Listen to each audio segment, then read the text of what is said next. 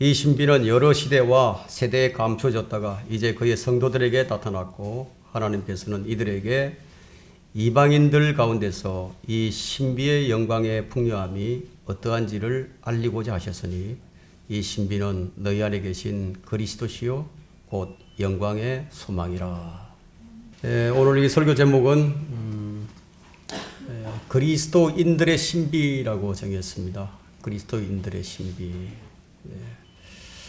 좀 제목이 좀 생소하긴 합니다만 그렇게 정해봤습니다. 참 이 교회는 참 많이 있지만 참다운 교회를 찾기가 어렵고요. 또 교회 다니는 사람은 참 많이 있지만 참 하나님의 사람을 만나기는 참 어렵습니다. 자신이 구원받은 사람인지 이제 아닌지 이제 확실성도 없이 그것이 별로 중요하지도 않으니까요. 이 사람들이 모두 자신의 정체성이 뭔지도 모르고 살아갑니다. 이 사람들이 교회를 다니고는 있지만 자신이 왜 교회를 다니고 있는지 그 이유를 정확히 알고 다니는 사람들이 그리 많지 않습니다. 사람들은 이제 교회를 다니는 사람들에게 크리스찬이라는 그런 호칭을 붙여주지요. 다른 사람들이 그 호칭을 붙여주기 전부터 이미 자신 스스로 크리스찬이라고 생각을 합니다. 교회 다니기만 하면. 그래서 그런지 이 크리스찬이라는 이 호칭을 많은 사람들이 사용을 하고 있지만 정작 이 크리스찬이 무엇인지 무엇을 의미하는지 그 정체성을 잘 모릅니다. 타인에 의해서든지 아니면 자의에 의해서든지 그냥 교회 다니기만 하면 크리스찬이에요. 지금 부르는 이 호칭의 의미와 최초의 크리스찬으로 불렸던 그 당시와는 그 의미가요 사뭇 달라요. 최초로 그리스도인이라고 부르던 곳이 사도행전 11장 26절에서죠. 안티옥에서 제자들이 처음으로 이제 그리스도인으로 불렸는데 시리아의 안티옥이죠. 제자들이 최초로 그리스도인으로 불린 겁니다. 그럼 그리스도인이란 어떤 의미가 있는가 하면 그리스도 안에 있는 사람들이 바로 그리스도인들이에요. 그리스도 안에 있는 사람들. 그리스도 안에서 영원한 보장을 받은 사람들. 그분의 몸과 그의 살과 그분의 뼈의 지체가 된 자들이 바로 그리스도인들이에요. 하지만 이것은 보이지 않는 영적인, 보이지 않는다 이거예요. 영적인 부분이다 이거예요. 그래서 보이지 않는 영적인 부분이기 때문에 그리스도인인지 아닌지 어떻게 알죠? 그 제자들이 왜 그리스도인을 불렀는지를 한번 보세요. 제자들이 그냥 교회 다니니까 모이니까 그렇게 그리스도인으로 불려준 게 아니다 이거예요. 그들은 그들의 믿음을 선한 행실로서 그리스도를 보여주었기 때문에 그래서 그리스도로 불린 거예요. 그리스도를 보여줬습니다. 누구든지 주 예수 그리스도를 자신의 개인의 구주로 믿으면 그리스도께 속한 자가 됩니다. 성령 침례를 받게 되죠. 그래서 고린도전서 12장 13절에는 유대인이나 이방인이나 종이나 자유인이나 한 성령에 의하여 우리 모두가 한 몸만으로 침례를 받았다고 말을 하고 있죠. 그리고 모두가 또 성령 안에서 마시게 되었다고 말을 하고 있습니다. 성령님은 보이질 않아요. 그분은 영이시기 때문에. 그러나 성경은 분명하게 우리가 한 성령에 의하여 우리 모두가 한 분 안으로 한 몸만으로 침례를 받았다고 그렇게 말을 하고 있다는 거죠. 한 몸은 예수 그리스도의 몸이에요. 오늘날 이 교회를 다니는 사람들이 이걸 잘 몰라요. 바울은 이 몸을 자세히 설명해 주는데요. 이 몸에 속한 사람들은 모두 지체라고 합니다. 그래서 어떤 사람은 발에 속하니까 어떤 사람은 발에 속하니까 나는 손이 아니라고 이렇게 얘기할 수가 없죠. 그죠? 아무도 나는 필요치 않아 이렇게 얘기할 수 없어요. 손이 있으면 발도 있어야 된다. 그런 권리가 서로에게 없어요. 몸엔 눈만 있을 수도 없고 그렇다고 발만 있을 수도 없듯이 성경은 지체가 많아도 한 몸이니라. 어떤 그리스도인은 그리스도의 몸의 이쪽 부분에 속하고요. 또 어떤 그리스도인은 그리스도의 몸의 저쪽 부분에 속합니다. 그러나 분명한 것은 그들 모두가 다 그리스도 안에 있어요. 우리가 사람의 측면에서 좀 이해를 쉽게 하기 위해서 바울이 그리스도와 교회의 관계를 남편과 아내로 비유를 했는데 에베소서 5장 30절부터 32절에 이제 그 말씀이 나오죠. 한번 보겠습니다. 5장 30절부터 이는 우리가 그의 몸과 그의 살과 그의 뼈의 지체임이라. 이런 까닭에 남자가 자기 아버지와 어머니를 떠나 자기 아내와 결합하여 그 둘이서 한 몸이 될지니라. 이것은 위대한 신비라. 그러나 나는 그리스도와 그 교회에 관하여 말하노라. 그리스도와 우리의 관계를 바로 이렇게 지금 설명을 한다 이거죠. 이제 우리는 그분의 몸과 그의 뼈의 지체가 되었습니다. 그뿐만 아니라 고린도전서 6장 17절에는요. 주와 합한 자는 한 영이라고 말합니다. 한 영이 된 거예요. 두 영이 아니다는 거죠. 더 쉽게 말하자면 우리가 구원받았을 때 성령께서 우리 안으로 들어오셨을 뿐만 아니라 그분이 우리를 그리스도 안으로 넣으신 거예요.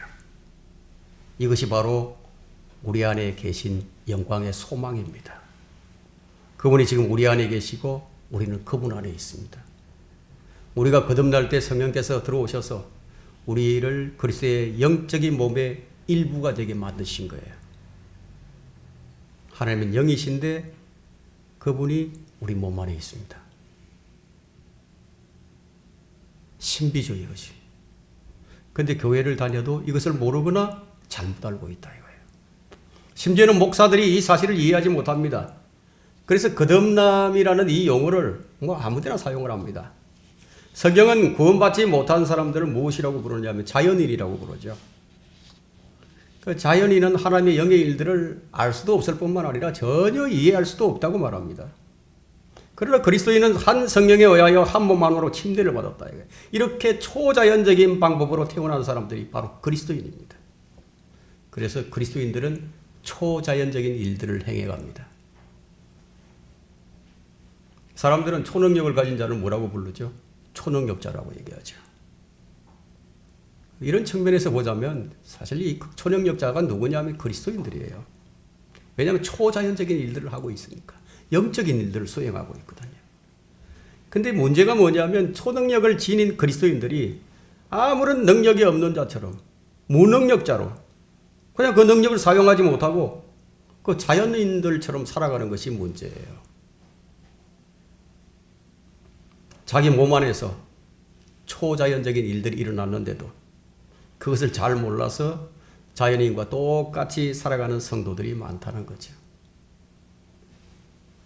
이 사람들은 이 화초가요.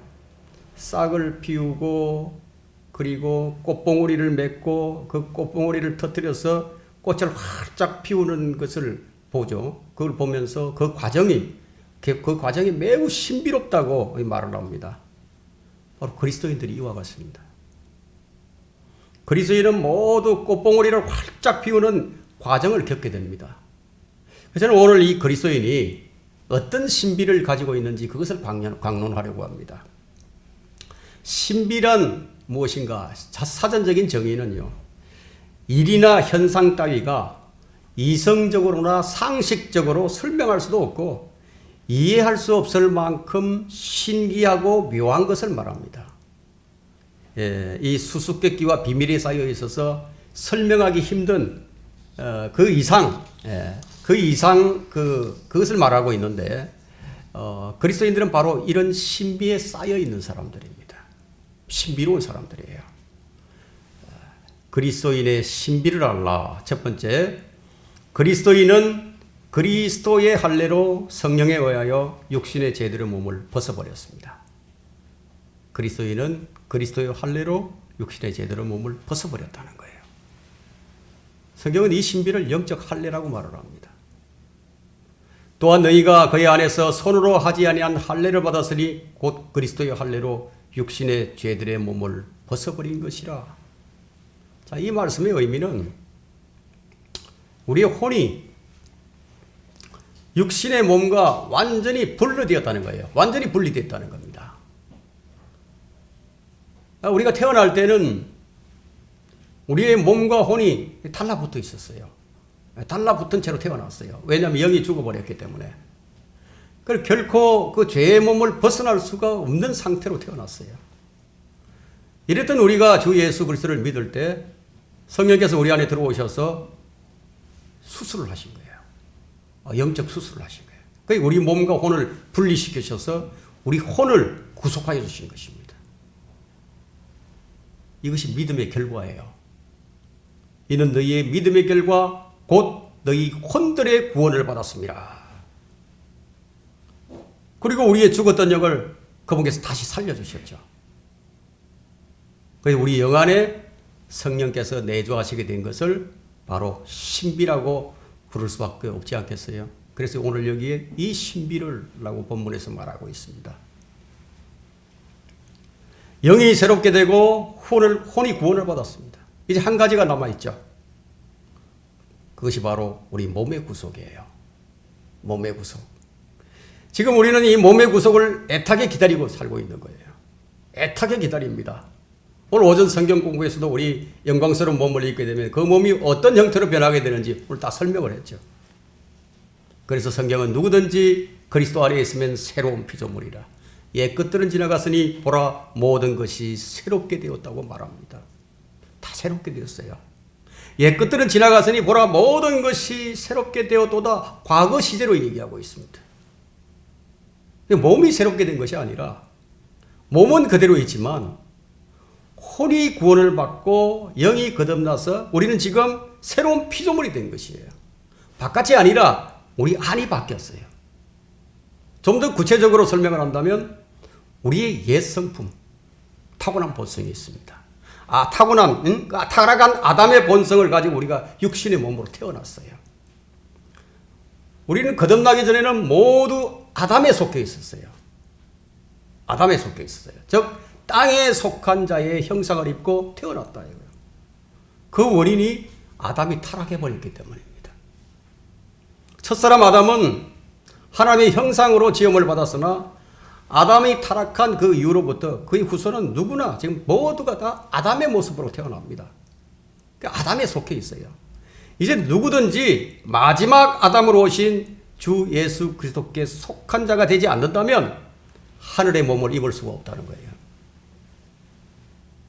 고린도전서 15장 45절이 첫사람 아담은 살아있는 혼이 되었습니다 함과 같이 마지막 아담은 살려주는 영이 되었느니라. 그분이 우리를 살리시는 분입니다. 사람이 거듭나면 육신의 타고난 몸, 아담에 속했던 모든 부분은 이제 옛 피조물이에요. 성경은 이것을 가리켜서 옛사람이라고 한다. 옛사람.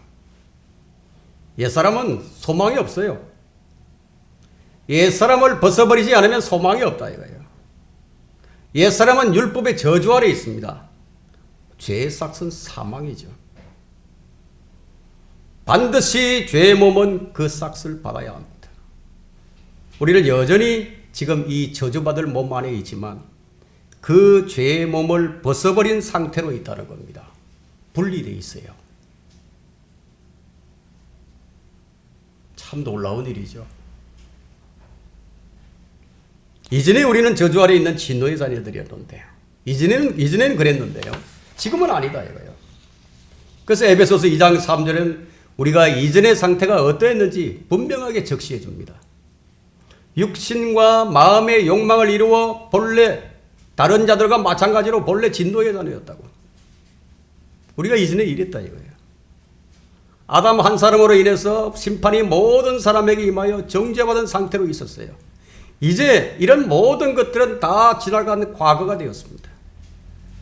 이것이 바로 그리스도의 할례로 육신의 죄들의 몸을 벗어버린 결과예요. 성경께서 분리시켜 놓은 것을 그 누구도 다시 결합시킬 수가 없다는 거예요. 왜냐하면 누에 고치가 자기 집에서 빠져나와서 다시 들어갈 수 없는 것처럼 그 누구도 다시 거기 들어갈 수 없어요. 그리스도인이 설령 죄를 짓는다 해도요, 내 속에 있는 죄가 죄를 짓는 것일 뿐이에요. 이 부분에 대해서 바울이 엄청난 고심을 했죠. 엄청난 고심을 하고 로마서 7장에서 잘 설명해 주고 있습니다. 하나님께서는 우리 죄의 몸과 다시 우리가 결합이 안 되도록 장치를 마련해 놓으신 거예요.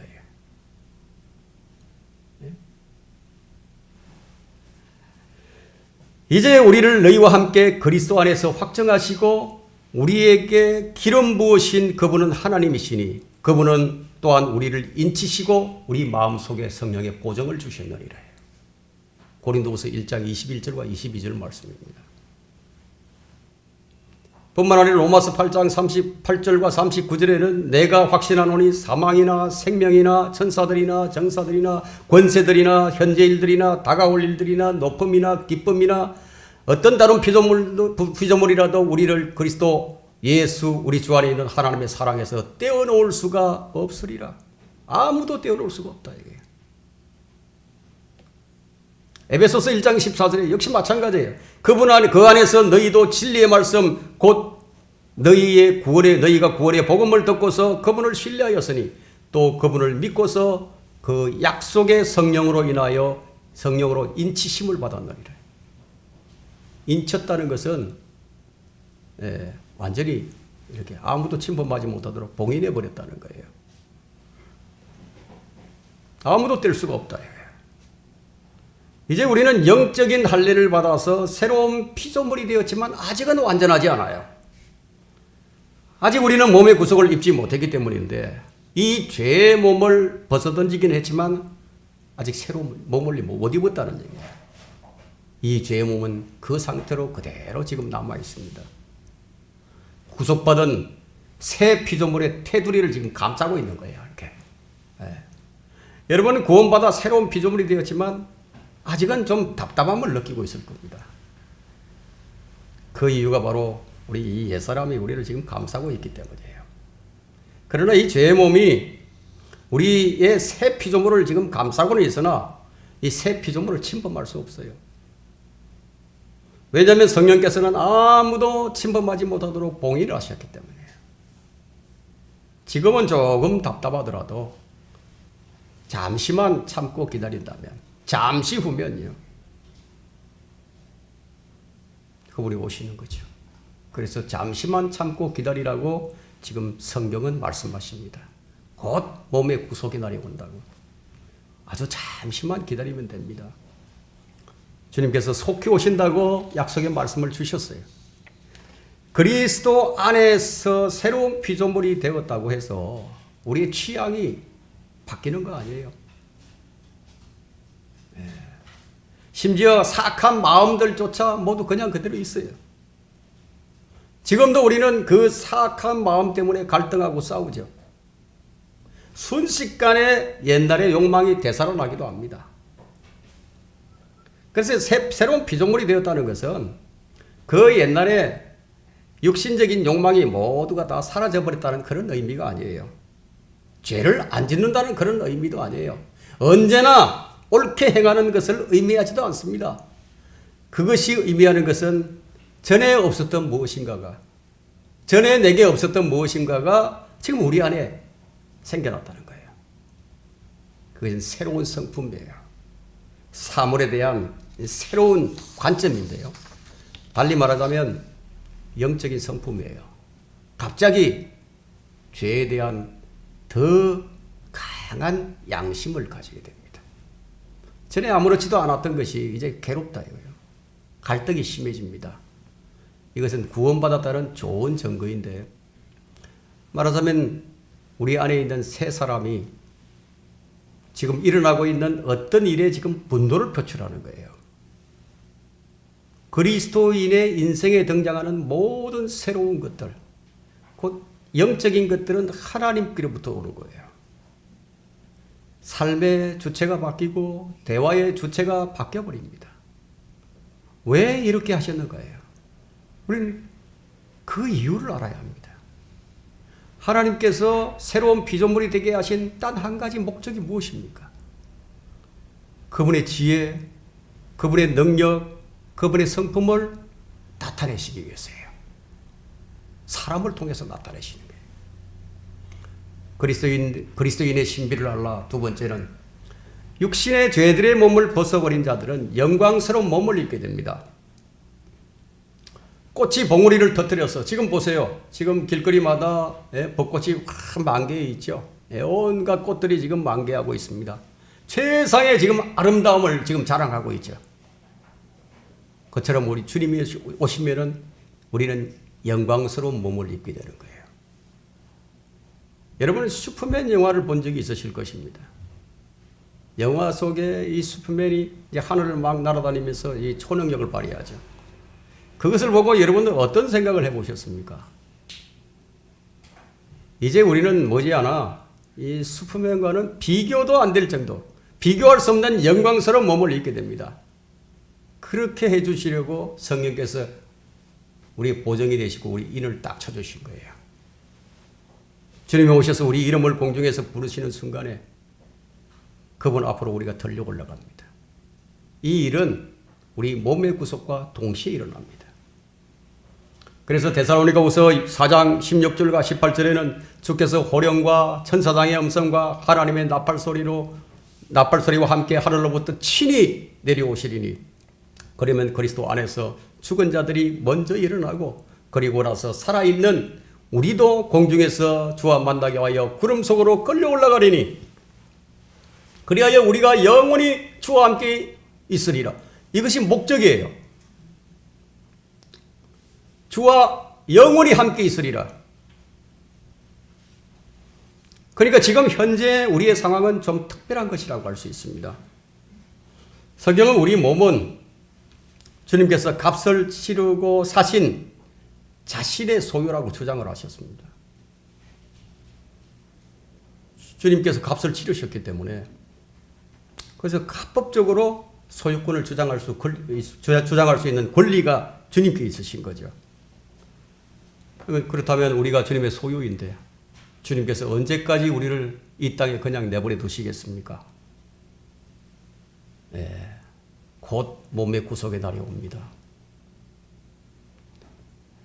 우리의 믿음의 가장 절정이라면 아마 그날일 거예요. 우리 몸의 변화를 받고 주님을 얼굴을 마주하는 그날. 그날이 우리 생애, 앞으로 생애에도 마찬가지겠죠. 가장 절정일 것입니다. 믿음의 절정이에요. 그것을 우리에게 약속해 주셨습니다. 그리고 그 한 날을 지금 정해 놓으신 거예요. 그때까지는 우리가 하나님의 거룩한 영을 슬프게 하지 않는 것이 우리의 의무예요. 우리 하나님의 거룩한 영을 슬프게 해서는 안 됩니다. 정해진 구속의 날까지는요. 아직 우리는 슈퍼맨이 아니에요. 우리가 주님과 같은 영광스러운 몸을 입는 것 역시 그리스도와 관련된 또 하나의 신비입니다. 그래서 고린도전서 15장 51절에는 보라 내가 너에게 한 가지 신비를 말하노라. 우리가 다 잠잘 것이 아니요 오히려 우리는 모두 변화될 것이 마지막 나팔 소리에 눈 깜짝할 순간에 그러하리라. 나팔 소리가 나면 죽은 자들이 썩지 아니할 몸으로 일으켜지며 우리도 모두 변화되리라. 그리하여 이 썩을 몸이 썩지 않을 몸을 입고 이 죽을 몸이 죽지 않을 몸을 입으리라. 이것이 우리에게 보장되어 있는 약속입니다. 그래서 주님 오시면 우리를 초자연적인 몸으로 변화시켜서 우리를 데리고 가실 것입니다. 그리스도인의 죽음은 단지 그리스도 안에서 잠이 드는 것일 뿐이에요.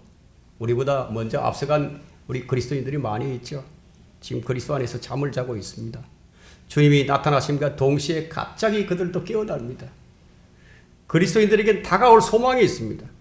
그리스도와 함께 영원히 거하는 영광이 우리에게 약속이 되어져 있습니다. 요한복음 14장 3절에 주님이 우리에게 약속을 하셨습니다. 내가 가서 너희를 위하여 처소를 마련하면 다시 와서 너희를 내게로 영접하여 내가 있는 그곳에 너희도 있게 하리라. 하늘에 우리 처소가 마련되어 있다. 이 지상에 말고 하늘에.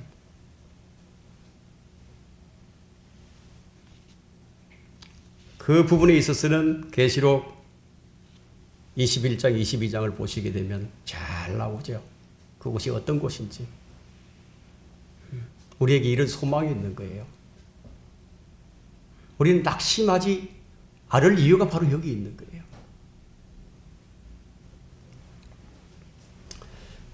자, 이 약속은 주님을 먼저 영접한 자에게만 베푸시는 하나님의 은혜예요. 주와 함께 영원히 구하는 영광인데 우리가 주님을 봅니다. 주님의 얼굴을 봐요.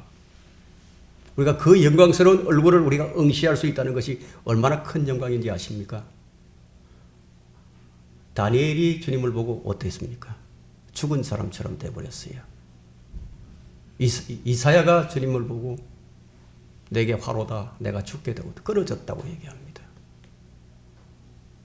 그 영광스러운 몸을, 그 얼굴을 응시할 수 있는 사람들이 없었어요. 우리는 주님의 얼굴을 보게 됩니다. 그리스도의 영광을 우리가 봅니다. 마태복음 17장 변화산에서 그분의 모습을 한번 생각을 해보세요. 놀라운 일이죠. 사랑하는 자들아, 이제는 우리가 하나님의 아들들이라. 이는 우리가 어떻게 될 것인지 아직 나타나지 아니하였으나 그가 나타나시면 우리가 그와 같이 되리라는 것을 아노니 이는 우리가 그분 그대로 볼 것이기 때문이라. 그분 그대로 보는 거예요. 심지어 서랍들까지도 그 주의 영광스러운 그 거룩하신 모습을 볼 수가 없었습니다. 그래서 서랍은 날개가 6이죠. 2개는 얼굴을 가립니다. 2개는 발을 가립니다. 2 날개로 날죠. 우리는 그분을 보게 된다 이거예요. 그분 그대로 봅니다. 그런데 우리가 그분의 형상을 입게 된다. 이게 더 놀라운 사실이죠. 빌립보서 3장 21절에도 동일한 기록이 있습니다. 그가 만물을 자신에게 복종시키는 그 능력의 역사로 인하여 우리의 천한 몸을 그분의 영광스러운 몸과 같이 변화시키시리라. 변모시킨다고. 여러분은 이 말씀에 아마 전적으로 공감을 하고 있을 것입니다. 이 말씀에 공감을 하고 계신다면 아마 또 이 말씀에도 공감할 것입니다. 요한 1서 3장 3절에 그분 안에서 이 소망을 가지는 자는 누구나 그분이 정결하신 것처럼 자신을 정결케 하느니라.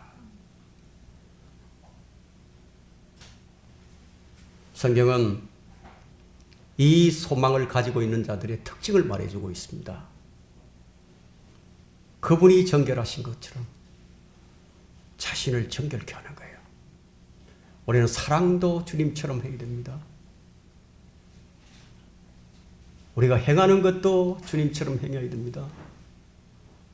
우리가 발자취를 옮기는 것도 주님처럼 해야 됩니다. 정결케 하는 것도 우리가 주님처럼 해야 됩니다. 거룩해지는 것도 우리는 주님처럼 거룩해져야 됩니다. 그리스도인이 이 신비를 알지 못하면 자신의 무지를 드러내게 되는데 이런 무지는 자신을 신뢰하는 모든 사람들에게서 나타납니다. 주님을 신뢰하기보다는 자신을 더 신뢰하는 사람들에게서. 한 가지는 교만이고 다른 한 가지는 자의적인 겸손이에요. 자의적인 겸손은 자기 비하나 아니면 겸손한 척하는 것이죠. 자, 이런 현상들은 보통 금욕주의자들에게서 나타나게 되는데요. 그리스도인이라도 지금 이러한 신비, 이런 정체성을 자신이 알지 못한다. 그러면요, 이 그리스도 안에 있는 그리스도인들 안에 있는 능력의 그 위대함을 모르게 된다면요, 예외가 아니에요. 오늘날 많은 그리스도인들이 겪고 있는 비애가 바로 이것입니다. 자신을 몰라요. 정체성 모르고 사는 거예요. 그리스도인들은 그리스도인으로 말미암아 존귀해져 있는 자들입니다. 천상에 있는 모든 복으로 우리에게 복을 주십니다. 에베소서 1장 3절에는 그리스도 안에서 천상에 있는 모든 영적인 복으로 우리에게 복 주시는 하나님, 곧 우리 주 예수 그리스도의 아버지께서는 복되시도다. 그래서 우리가 복 있는 자들입니다. 지금 우리가 잠시 복이 없는 것처럼 느껴질지 모르지만 사실은 우리가 복이 있는 자들이에요. 그렇게 하신 이유가 무엇입니까? 에베소서 1장 6절에 나타나죠. 하나님께서 그 사랑하시는 이 안에서 우리를 받아들이신 그 은혜의 영광을 찬양케 하려 하심이라. 그 사랑하시는 이 안에서 찬양케 하려 하심이라. 언제나 주체가 그리스도입니다. 너희 안에 계신 그리스도라. 누구 때문인가 보세요. 우리 안에 계신 그리스도예요. 그리스도로 인하여 우리가 가치 있는 존재들임을 보여줍니다. 이 사실을 성경은 우리에게 알라고 말씀하십니다. 주체를 명확히 하라는 거죠. 누구의 소유인지 하나님께서는 이것을 매우 분명하게 강조를 하십니다. 성경은 이 사실을 우리로 깨닫게 하시려고 수도 없이 강조를 하고 또 강조를 하는 거예요. 주체가 누구냐 이거죠. 고린도서 4장 7절에서 그러나 우리가 이 보물을 질그릇에 가졌으니 이는 그 능력의 탁월하심이 하나님께 있는 것이지 우리에게 있는 것이 아닙니다. 근데 우리는 이것을 너무 자주 잊고 살죠. 주체가 뒤바뀐 생활을 합니다.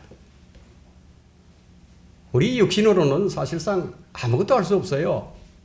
우리 육신으로 일한 것을 가지고요 하나님께 드릴 수가 없죠.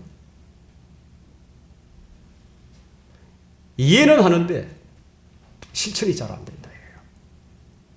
예수 그리스도 없이는 우리 육체는 흙으로 돌아갈 더럽고 힘없는 낡은 몸에 불과합니다. 우리가 죽게 되면 이 몸은 썩어져서 냄새가 나고 벌레가 먹게 됩니다. 그래서 성경은 육신으로 난 것은 육이라고 말씀하십니다.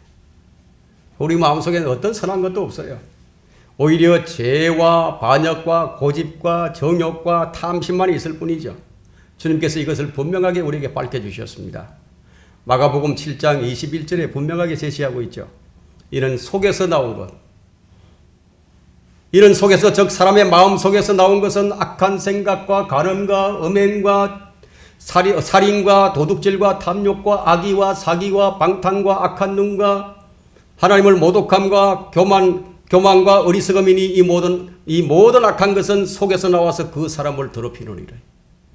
사람을 더럽히는 것은 다른 데 있는 게 아니라 속에서 나와서 그 사람 더럽힙니다. 죄 없으신 하나님의 아들, 죄 없으신 하나님의 아들이 바로 이와 같이 더러운 죄인 안에 계신다는 사실이 놀랍지 않습니까? 이것이 영적인 수술이 있었기 때문에 가능해진 것이에요. 더럽고 썩을 육신 안에 그 위엄 있고 영광스럽고 위대하신 예수 그리스도가 계시는 거예요. 성경은 이것을 그리스도의 신비라고 얘기하죠. 오늘은 많은 그리스도인들이 하나님이 원하시는 일을 제쳐두고 쓸데없는 일에만 관심을 기울입니다. 세상 일에 너무 취해 있죠. 지금 일에 중독된 사회예요. 세상을 사랑하는 것이야 세상 사람들에게는 당연한 이치지만 그리스도인들에게는 세상도 세상에 있는 것들도 사랑하지 말라고 말씀하시는 거죠. 세상과 친구 되는 것이 하나님과 원수 되는 것이라고 성경은 말씀한다 이거죠. 그런데 그리스도인은 오늘을 살지만 미래를 위해서 사는 거예요. 그리스도인은 미래와 현재를 혼동해서는 안 되는 거예요. 하나님께서는 미래의 우리 그리스도를 통해서 우리를 높여주실 겁니다. 그래 지금은 아니에요. 지금은 우리는 그리스도를 힘입어서 낮아져야 하는 거예요. 미래에는 그리스도와 함께 다스릴 것이나 현재는 우리가 그리스도를 본받아서 고난을 견뎌내야 합니다. 우리는 이 종교인들이 아니에요. 우리는 그리스도인들입니다. 종교인들은 이 혼적인 달관을 이루어서 자신의 이 능력을 극대화시키지만 우리는 그와는 반대로 우리는 내 자신을 극대화시키는 것이 아니라 그리스도를 극대화시킵니다. 이 세상에 있는 것은 환상이에요, 환상. 환각일 뿐이지 이 실체가 아니에요. 이 세상에 속한 것들은 모두가 다 마술사나 마법사들이 하는 것 같이 모두 다 속임수예요. 어떤 성도는 이 보이는 것들, 그 육신적인 것들을 통해서 뭔가 이루어보려고 애를 쓰지만 사실 이런 모든 것들은 이미 성경에요. 다 나타나 있습니다. 모세나 베드로가 범했던 실수들이에요. 모세가 자기 형제를 돕기 위해서 선한 생각을 가졌죠. 조국을 사랑하는 그러한 애국심이 있었습니다. 그래서 자기 형제를 돕기 위해서 준복을 썼죠. 베드로가 예수님을 돕기 위해서요. 말코의 길을 자른 것이에요. 그런데 그 행동이 결국 올바른 행동이 아니었다는 겁니다. 그러나 그러한 행동은 실제적인 대적이 누구인지를 잘 알지 못해서 일어난 사건입니다. 적절한 무기가 무엇인 것인지를 잘 알지 못했습니다. 육신적인 일은 어떤 경우에도 하나님의 일에 사용되어서는 안 되는 것이에요. 우리가 이 문제를 좀 더 심각하게 좀 받아들여져야 합니다. 왜냐하면 우리 생각을 보세요. 우리 생각은 육신적인 생각은 하나님과 원수가 되나니 그것은 하나님의 법에 복종치 않을 뿐만 아니라 실로 할 수도 없습니다. 그러므로 육신 안에 있는 사람들은 하나님을 기쁘시게 할 수 없느니라. 성경이 지금 분명하게 이렇게 얘기하고 있는데, 근데 지금 우리는요, 자, 육신의 일들을 생각할 수도 있고 반면에 성령의 일들을 생각할 수도 있어요. 지금 말하자면 우리는 두 가지의 생각들을 가지고 있는 셈인데요. 우리 몸의 구속이 이루어지기까지는요, 이 두 가지의 생각이 상존하고 있습니다. 우리 육신은 자꾸만 자기를 따르라고 요구를 하고 성령님은 자기를 따르기를 원하신다 이거예요. 이로 인해서 우리는 판단을 잘해야 됩니다. 지금 현재 그리스도인들의 무기가 육신적인 것이 아니에요. 우리의 무기나 우리의 대적이나 우리의 영적인 우리가 겪는 이 전쟁은 모두가 영적인 것이라는 사실을 우리가 알아야 합니다. 그래서 에베소서 6장 12절에 하나님의 전신 갑옷을 입으라고 말씀하시면서 이는 우리의 싸움이 혈과 육에 대항하는 것이 아니요 정사들과 권세들과 이 세상의 어둠의 주관자들과 높은 곳들에 있는 영적 악에 대항하는 것이라고 말씀하고 있죠. 그래서 무엇이라고 말씀하십니까? 그러므로 너희는 하나님의 전신 갑옷을 입으라고요. 우리가 입어야 할 옷이 하나님의 전신 갑옷입니다. 물론 언젠가는 이 전쟁이 끝나고 원수들을 대항하는 일이 이제 더 이상 없게 될 것입니다. 이 전쟁은 눈에 보이는 실제적인 것이 될 것인데 만왕의 왕, 만주의 주께서 흰말을 타고 오셔서 그의 입에서 나오는 영으로 원수들을 실제로 짓밟는다 이거야. 그들의 피로 흰옷을 붉게 적실 때 우리 그리스도인들도 그분의 뒤를 따라서 실제적으로 이 전쟁에 참여를 합니다. 이게 실제적인 전쟁이에요. 이제 영적인 전쟁이 아니에요. 실제적인 전쟁을 우리가 치르게 됩니다. 오전에 성경 공부에서도 말씀드린 것처럼 솔로몬의 노래 6장 10절에서 그리스도인들을 이렇게 표현하죠. 아침처럼 비추고 달처럼 고우며 해처럼 맑고 깃발을 든 군대처럼 위험 있는 여자가 누구인가 하는 거예요.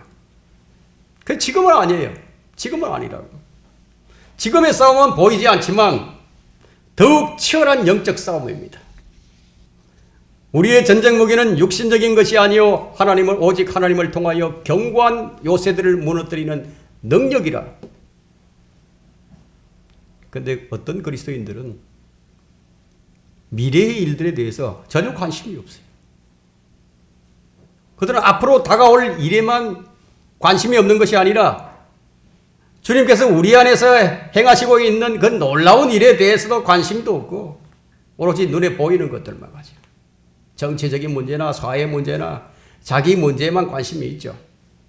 이들은 그리스도의 심판석에서 수치를 당하게 될 것입니다. 왜 이런 설교를 계속하는지 아십니까? 이런 설교를 자주 해야 됩니다. 우리 모두는 허공을 치는 자가 되어서는 안 돼요. 똑같이 일을 하는데 한 사람은 상을 받고 한 사람은 상을 못 받는다 이게요. 한 사람은 성경대로 실행을 하는데 한 사람은 성경대로 실행을 안 해요. 똑같은 일을 하고 있으면서도. 그렇게 되어서는 안 된다는 거죠. 그리스도인의 신비를 알라. 세 번째, 이 신비는 너희 안에 계신 그리스도시니 곧 영광의 소망이라. 가치를 모르면요, 무지를 드러낼 수밖에 없습니다. 지금 우리가 생각해야 할 것은 그리스도인들의 위상과 가치예요. 그리스도인의 위상을 생각할 때 저는 가장 좋아하는 구절이 있어요. 그 구절이 에베소서 3장에 있는데요. 3장 마지막 절 한번 보세요. 21절이에요. 제가 가장 좋아하는 구절이에요. 이것은 영원 세계에서 있게 될 일인데요. 그리스도 예수를 통하여 교회 안에서 그분께 영광이 모든 시대들 곧 끝없는 세상에 걸쳐 있을지어다. 아멘. 모든 영광이 교회를 통해서 그분께 전달이 됩니다. 놀랍지 않습니까? 우리 그리스도인이 이런 위상을 가지고 있어요. 모든 끝없는 세상, 끝없는 세상이에요. 지금 현 세상은 사라지고 새로운 세상이 생겨나죠. 그때 모든 영광이 교회를 통해서 오는 거예요. 저는 그래서 이 말씀을 굉장히 좋아합니다. 자, 우리 안에 이런 신비를 가졌는데도 근데 그 능력의 탁월함을 알지 못하고 산다면 참 비참한 것이죠. 우리는 그리스도의 생애를 배웁니다. 우리가 그리스도의 생애를 배우는 목적이 무엇입니까? 그리스도의 지상사역에 관한 원칙적인 사실들을 알기 위함이에요. 그렇지만 우리는 이스라엘의 표적을 행하시면서 다니시던 유대인의 메시아에게 매달리는 것이 아니라 사실 은사주의자들은 거기 매달려서 시간을 다 낭비하고 있지만 우리는 나사렛 예수, 나사렛 사람, 아기 예수, 유대인에게 주신 이 율법에 매달려 허송세월을 보내지 않아요. 우리에게는 하늘에 살아계신 주 하나님이 계십니다. 우리 주님이 하늘에 살아계신다. 그 주님은 지금 아버지 하나님의 오른편에 앉아 계셔서 우리를 위해서 중보해 주시고 지금 우리를 받아들이실 그 날을 지금 기다리고 있는 게 우리보다도 더 그분이 더 절실하게 기다리고 계신다. 우리가 아무리 그분을 사랑한다 해도 그분이 우리를 사랑하는 것만큼 견딜 수가 없어요. 그분이 우리를 더 애타게 기다리고 계십니다.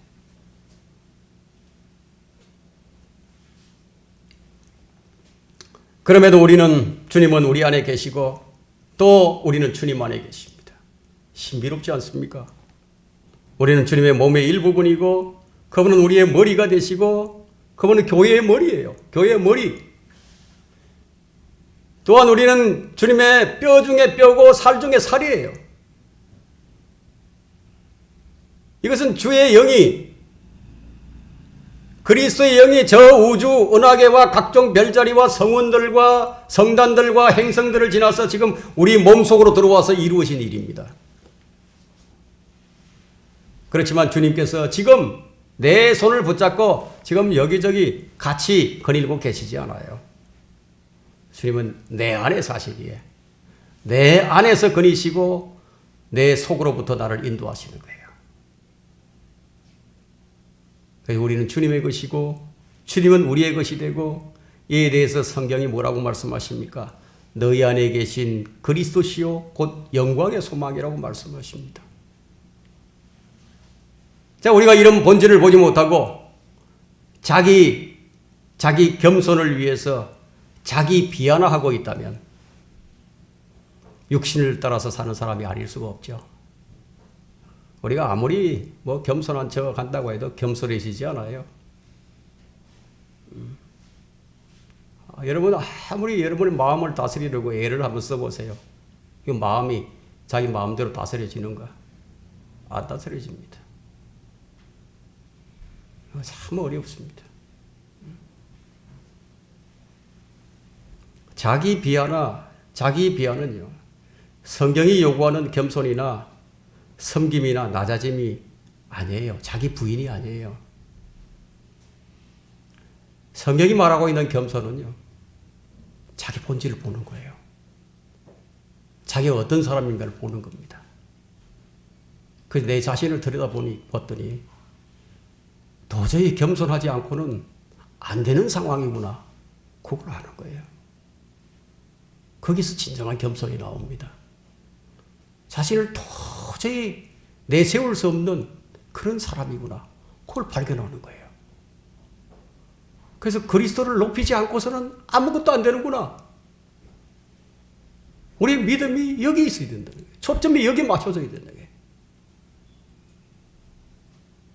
마귀는 계속해서 우리를 다른 방향으로 흐르게 하고 있죠. 이 중심에서 벗어나게 만든다는 거예요. 많은 교회들이 너무나 종교적이어서 성경의 진리를 이해하지 못한 채 흉내만 내고 있는 거죠. 이런 내적인 변화를 알지 못하니까 그냥 육신의 좋은 모양을 내고자만 하는 거죠. 그것이 육신을 따라 사는 삶이 아니고 무엇이겠습니까? 그들은 경건의 모양은 있으나 경건의 능력은 부인해버리는 자들이에요. 종교적인 모양은요, 겉으로 보기엔 아주 거룩해 보이고 경건합니다. 또 이 종교적인 이 경건을 위해서 어떤 사람들은 기꺼이 자신의 모든 시간과 노력과 즐거움을 포기하는 희생적인 열심을 낼 수도 있어요. 바울의 믿음을 그대로 따라가는 자들처럼 보이지만 그것이 누구를 위한, 무엇을 위한 희생인지 잘 알지 못합니다. 무슨 일이든지 하나님의 이름으로 하면서 자신의 행동을 합리화시키죠. 성경은 우리 그리스도인들에게 우리는 진리를 거슬러서는 아무것도 할 수 없고 오직 진리를 위해서만 할 수 있느니라. 우리가 어떤 자세를 취해야 할지 지금 우리에게 밝혀주는 겁니다.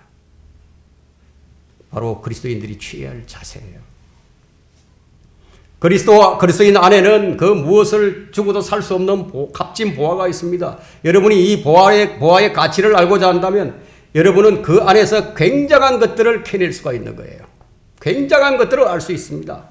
그의 안에는 모든 지혜와 지식의 보화가 감추어져 있느니라. 누구 안에? 그분 안에 있어요.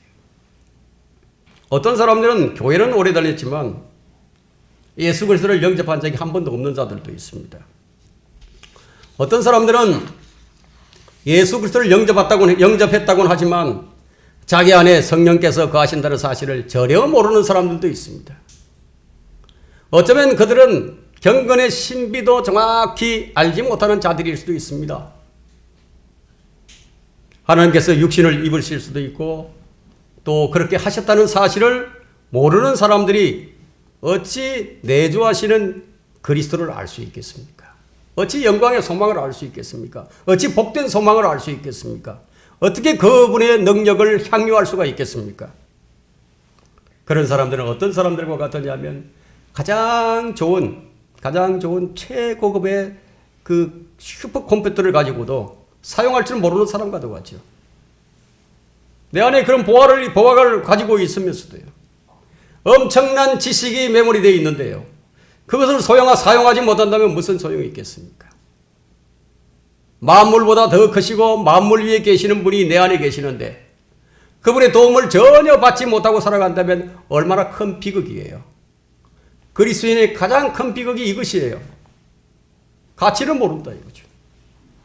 이 신비는 너희 안에 계신 그리스도신이 곧 영광의 소망이라. 바로 그리스도 구원받은 그리스도인들 안에 계신 그리스도예요. 내주하시는 그리스도의 신비. 성경의 7 신비 중에 두 번째인 우리 안에 거하시는 그리스도 곧 영광의 소망입니다. 구원받기 전의 상황과는 엄청난 차이가 일어났죠. 구원받기 전에는 그 사람 안에 하나의 본성밖에 없었는데 이제 구원받은 이후에는 새로운 본성이 이제 그 안에 들어왔어요. 무엇인가 좀 바뀌었어요. 이제 옛 본성이 좋아하던 것을 싫어하게 되고 이전에 본 적도 없고 알지도 못했고 싫어하던 것을 이제 사랑하기 시작합니다. 그러자 이제 갈등이 시작됩니다. 옛 본성은 새 사람을 좋아하지 않기 때문에 내 안에서 이제 싸움이 일어나는 거예요. 그래서 육신은 성령을 거스려 욕심을 부리며 성령은 육신을 거스리나니 이들이 서로 반목하여서 너희가 하고자 하는 일들을 하지 못하게 하느니라. 우리 마음은 원인데 육신이 안 따라주는 거죠, 이제. 구원받게 되면 이렇게 두 개의 본성이 이제 공존하게 됩니다. 그래서 성경은 옛사람을 벗어버리고 하나님을 따라 의와 참된 거룩함 안에서 창조된 새 사람을 입으라고 말씀하고 있죠. 새 사람을 입으라고. 성경은 이 영적인 싸움이 너무너무 치열하기 때문에 구원받은 후에도 여전히 예수 그리스도를 신뢰함으로써 그분의 능력으로 선한 싸움을 끝까지 싸우라고 우리에게 권면합니다. 그럼에도 그들이 비참한 자연인과 같은 삶을 사는 것은 그들 안에서 능력을 주시는 그리스도를 잘 알지 못하기 때문이에요. 그리스도의 말씀이 우리 안에 풍성하게 거하게 해야 하는데 안 하는 거죠. 노력을 안 해요. 우리 진리의 지식으로 자라가라고 했는데 자라갈 생각을 안 해요. 아무 일도 안 일어나죠.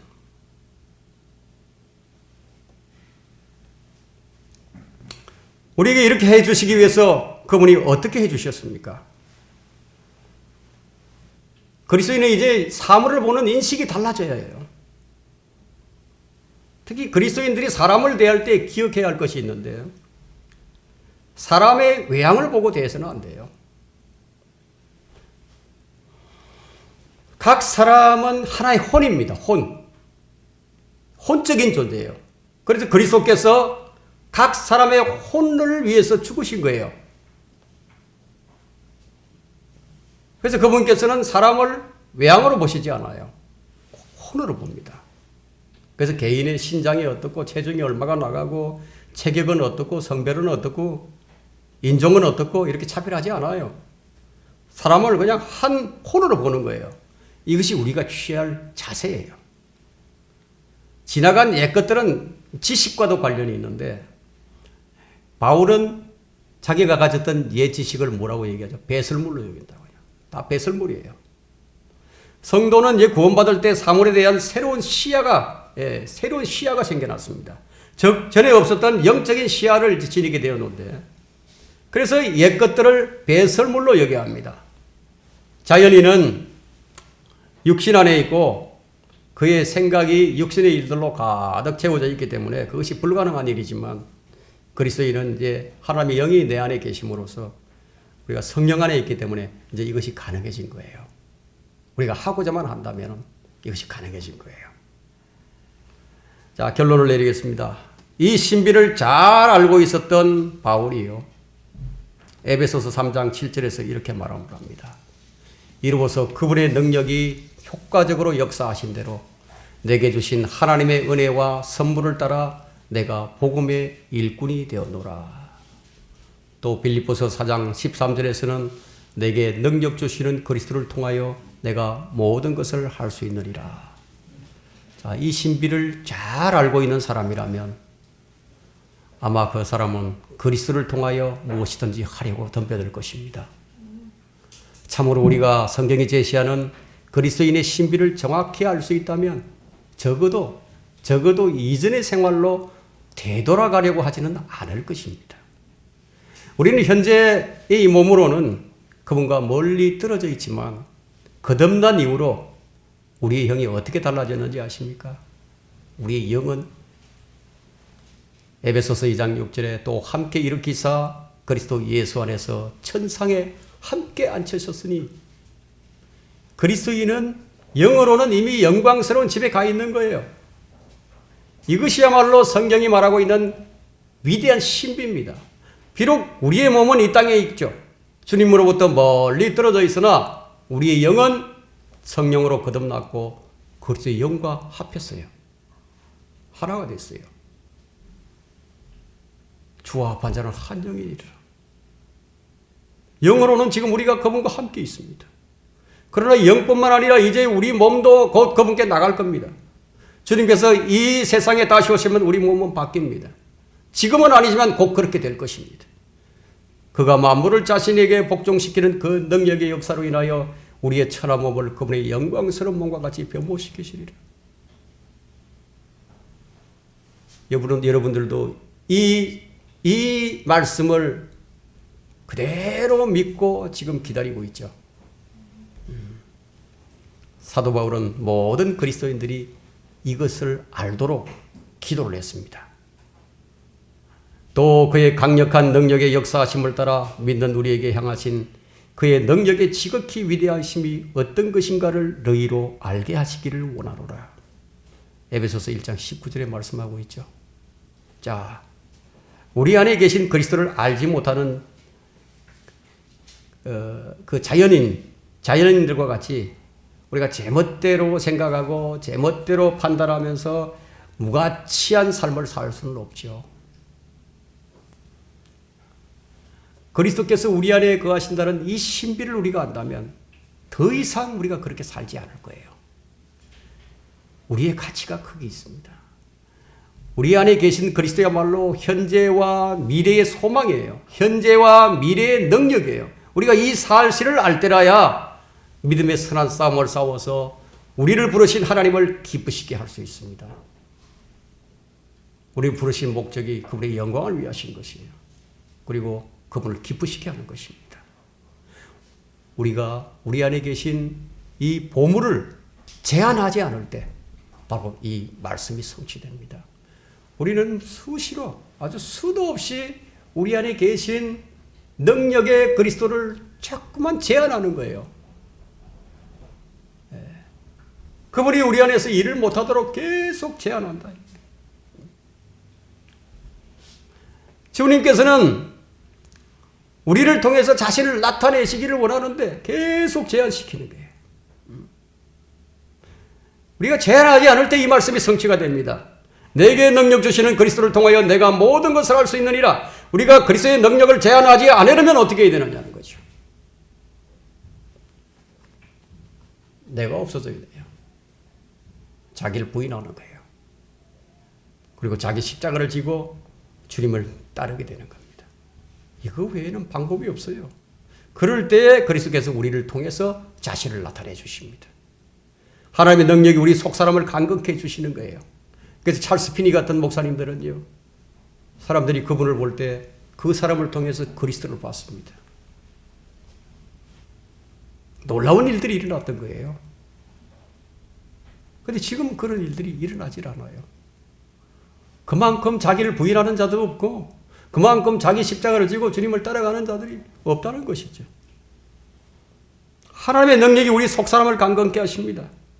에베소 3장 16절에 하나님께서 그의 영광의 풍성함을 따라 그의 성령을 통하여 너희 속사람 안에서 능력으로 너희를 강건케 하시고, 제가 바라는 것은 하나님의 능력이 여러분을 더욱더 건강한 그리스도인으로 만들어서 주님께 영광을 돌리는 삶을 사는 성도들이 되시기를 간절히 바랍니다.